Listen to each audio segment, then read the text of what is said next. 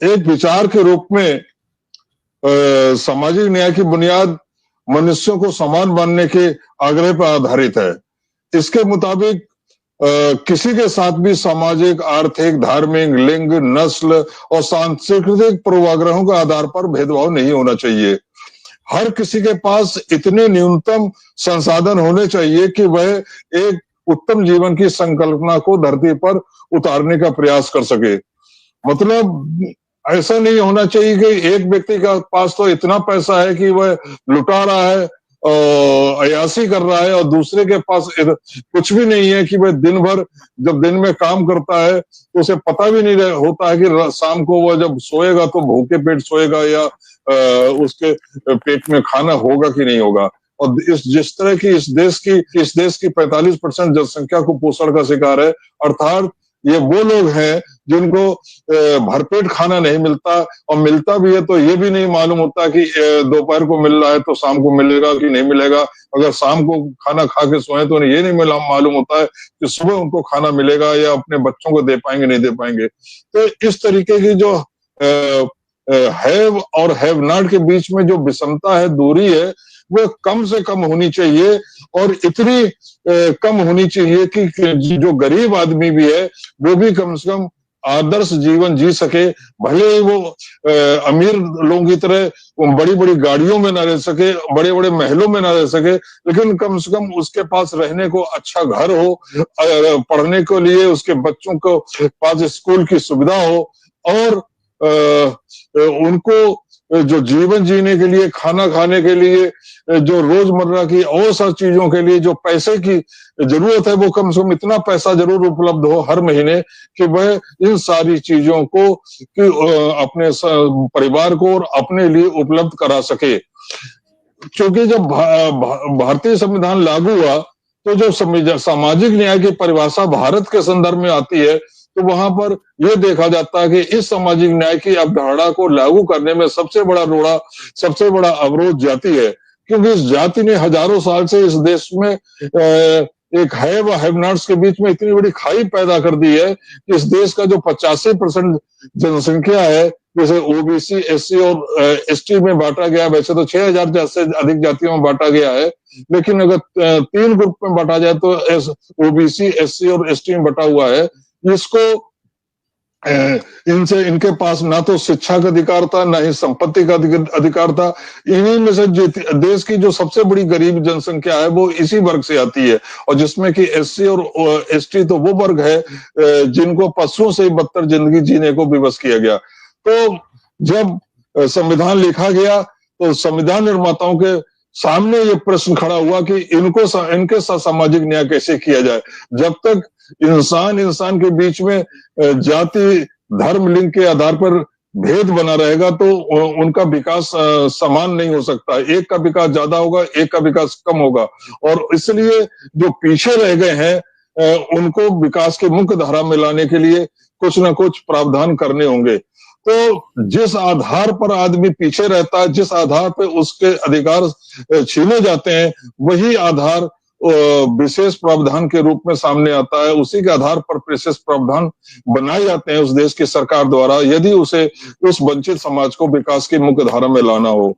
और इसीलिए आरक्षण का प्रावधान किया गया, अनुच्छेद 15(4) और 16(4) में इस आरक्षण का प्रावधान किया गया, क्योंकि उसमें और आरक्षण का प्रावधान इसलिए किया गया कि ताकि उनका विभिन्न क्षेत्रों में उनकी हिस्सेदारी सुनिश्चित हो सके। कि जब तक उनकी देश के विकास के विभिन्न क्षेत्रों में उनकी हिस्सेदारी सुनिश्चित नहीं होगी, उनका विकास सर्वांगीण नहीं हो सकता। इसलिए समाज का सर्वांगीण विकास करने के लिए, समाज का समग्र विकास करने के लिए हर वर्ग का के विकास होना चाहिए, हर वर्ग का प्रतिनिधित्व होना जरूरी है हर क्षेत्र में। इसलिए यह आरक्षण व्यवस्था लागू की गई। लेकिन सामाजिक न्याय का अर्थ मात्र आरक्षण नहीं है, क्योंकि आरक्षण तो सामाजिक न्याय को प्राप्त करने का एक तरीका मात्र है कि हमारे जो वंचित समाज है, जो विकास की मुख्य धारा में आना तो दूर, विकास से ही बहुत दूर पीछे रह गया है, वो किस प्रकार जल्द से जल्द विकास की मुख्य धारा में आए, ताकि वह समाज के दूसरे वर्गों के साथ कंधे से कंधा मिलाकर उनके साथ compete कर सके।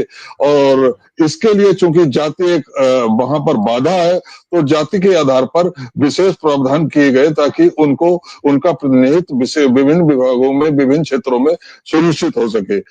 और चूंकि नौकरियां शिक्षा के द्वारा ही मिल सकती है, और सबसे अधिक जो पिछड़ा है ये वंचित समाज, एससी ओबीसी, वो शिक्षा के क्षेत्र में पिछड़ा है।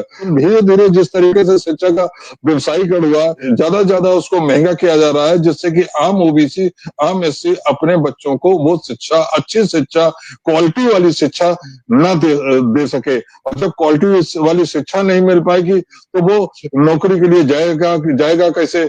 क्योंकि जो नौकरियों के अवसर हैं ज्यादातर निजी क्षेत्र में जा रहे हैं, और निजी क्षेत्र में रिजर्वेशन होता नहीं, वहां पर उनको उन बच्चों से का सामना करना पड़ेगा जो कि प्राइवेट स्कूलों से पढ़कर आए हुए। तो ये सारी समस्याएं हैं। इसीलिए बाबा साहब ने शिक्षा पर इतना जोर दिया था। उन्होंने कहा था शिक्षा शेरनी का दूध है, जो पिएगा उसको वो दहाड़ेगा। लेकिन शिक्षा को महंगी करके एससी ओबीसी से दूर करने का प्रयास किया जा रहा है। अब ये देखिए कि जो वंचित समाज है, खास पर एससी और ओबीसी है, और उसमें भी जो एससी और एसटी समाज है, उनकी स्थिति इतनी खराब है, जैसे मैंने कहा कि वो अधिकांश तौर पर अपने बच्चों को पढ़ने के लिए जो सरकारी स्कूल भेजते हैं, तो इसलिए नहीं भेजते हैं कि वहां पर उन्हें मालूम है बहुत अच्छी एजुकेशन मिलेगी, वो मजबूरी में भेजते हैं। उनमें अधिकांश तो वो होते हैं जो सोचते हैं कि वहां से मिड डे मील मिल जाएगा, कुछ खाने को मिल जाएगा।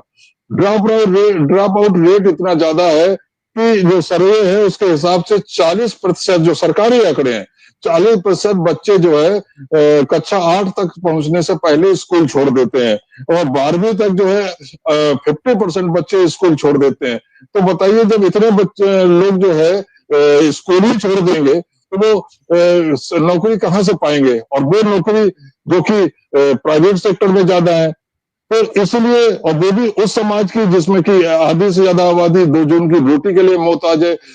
उनको यही नहीं मालूम होता है कि वो खाना शाम को खा पाएंगे नहीं खा पाएंगे। दिन भर वो जो कमाते हैं वो केवल वो दूसरे दिन के लिए नहीं कमाते हैं, उनकी कोशिश रहती है कि इतना कमा लें कि शाम को अपने बच्चों के लिए रोटी का इंतजाम कर सके। तो ऐसे वर्ग को इस गरीबी से निकालना भी सामाजिक न्याय है। वो इस गरीब वर्ग के लिए शिक्षा कोई महत्व नहीं है, इस गरीब वर्ग के लिए आरक्षण कोई महत्व नहीं है। वो तो केवल उसके लिए तो सबसे बड़ी चीज यही है कि अगर आप उसको गरीबी से बाहर निकाल के उनको ऐसी मजदूरी दे दो कि अपने बच्चों का वो ठीक से भरण पोषण कर सके, तो ये भी सामाजिक न्याय है। जहां तक सवाल इस बात का है कि हम सामाजिक न्याय के क्षेत्र में हमारी सरकारें फेल क्यों हुई है, तो सरकारों का काम तो मालूम है कि कैसा होता है। इसी समाज के लोग सत्ता में बैठे हैं, तो सरकार में भी उसी तरीके के लोग घुसे होते हैं, तो वो तो हमारे समाज का ही प्रतिनिधि होते हैं ना। तो जो समाज की सोच होती है वही वहां पे सोच होती है। तो वोट लेने के लिए अलग सोच होती है, और बाद में शासन करने के लिए अलग सोच होती है। मैं एक उदाहरण देना चाहूंगा कि जैसी स्थिति यहाँ पर एससी समाज की आज से 70-80 साल पहले थी, उससे ज्यादा खराब स्थिति अमेरिका में अश्वेत वर्ग की थी। लेकिन वहां पर 50 और 60 के दशक के बीच में भीषण दंगे होते थे गोरे और अश्वेत लोगों के लिए, गोरे और काले लोगों के लिए। लेकिन उनकी मानसिकता धीमे धीमे बदली। उन्हें लगा कि नहीं, अगर हमें अपने को विकसित कहलाना है तो हमें ये जो अश्वेत वर्ग है, काले हैं, इनके विकास में भी हमें पूरा ध्यान देना होगा। और उसके बाद ये हुआ कि जो अफर्मेटिव एक्शन के तहत वहां की तमाम निजी क्षेत्र कंपनियों में उनकी भर्ती शुरू की गई। वहां कोई आरक्षण नहीं है, कोई गवर्नमेंट का दबाव नहीं है। एक नीति बनाई गई कि हर कंपनी अपने यहाँ अश्वेत को भी नौकरी देगी। अगर अश्वेत मेरिट में कम पाता है तो उनको विशेष ट्रेनिंग देते हैं, और आने वाले 6 महीने बाद उनको कुशल बना के नौकरी देते हैं। लेकिन वो नौकरी अवश्य उनको देते हैं, कोटा उनके लिए हमेशा रखते हैं।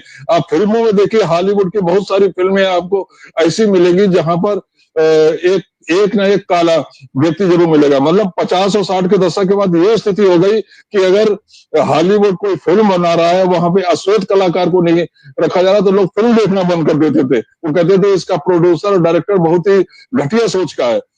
जो वहां पर फोर्ड और जनरल मोटर जैसी कंपनियां जब वार्षिक रिपोर्ट निकालती हैं, तो वो बताती हैं कि हमने अपने वार्षिक बजट का कितना पैसा जो है अफर्मेटिव एक्शन पर खर्च किया, मतलब अश्वेत वर्ग को आगे उठाने में खर्च किया। तो ये मानसिकता का मामला है। वहां के गोरों की मानसिकता बदली।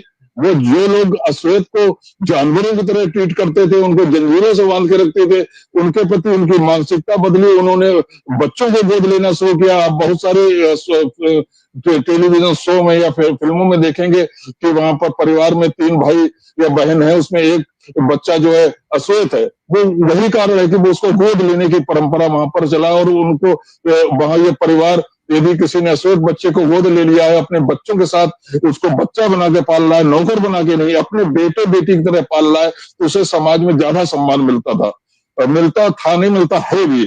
तो इस तरह की जो मानसिक सोच की वजह से वहां पर अश्वेत और श्वेत के बीच में खाई कम हुई, अभी भी है। क्योंकि जैसे कि अभी कुछ दिन पहले जो कोरोना काल था, उसी समय वहां पर एक अश्वेत की हत्या कर दी गई थी। वहां पे काफी नस्ली दंगे भी हुए थे। तो भेदभाव अभी भी है, लेकिन अगर आज से आप 60-70 साल पहले की तुलना करें, तो वो बहुत बड़ी मात्रा में वो भेदभाव कम हुआ है। मैं समझता हूं कि अगर उस समय से करें, तो आज वो भेदभाव 10% के आसपास रह गया। लेकिन भारत में यदि देखा जाए, तो भेदभाव जो है 10% कम हुआ है, या 20% कम हुआ है, 80% आज भी भेदभाव है। अगर थोड़ा बहुत भेदभाव कम हुआ है, तो शहर में कम हुआ है, वरना गांव में तो भेदभाव आज भी है। तो ये सोच का भी मामला है। समाज जब तक अपनी सोच नहीं बदलेगा, तब तक हम सामाजिक न्याय के लक्ष्य में बार बार फेल होते रहेंगे। लेकिन जैसा कि अभी हमारे सभी लोगों ने कहा कि ये सामाजिक न्याय के क्षेत्र में हम अभी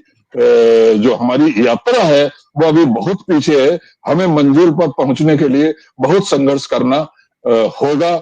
हम केवल अपने सरकारों पर इस मामले को नहीं छोड़ सकते हैं। जो हमारे सामाजिक संगठन है, उन्हें इन मुद्दों को उठाना होगा, तभी हम इस लक्ष्य की प्राप्ति कर पाएंगे जो हमारे महापुरुषों ने, संविधान निर्माताओं ने सामाजिक न्याय के रूप में प्रियम्बल में या संविधान में दूसरे प्रावधानों में जिस लक्ष्य को निर्धारित किया।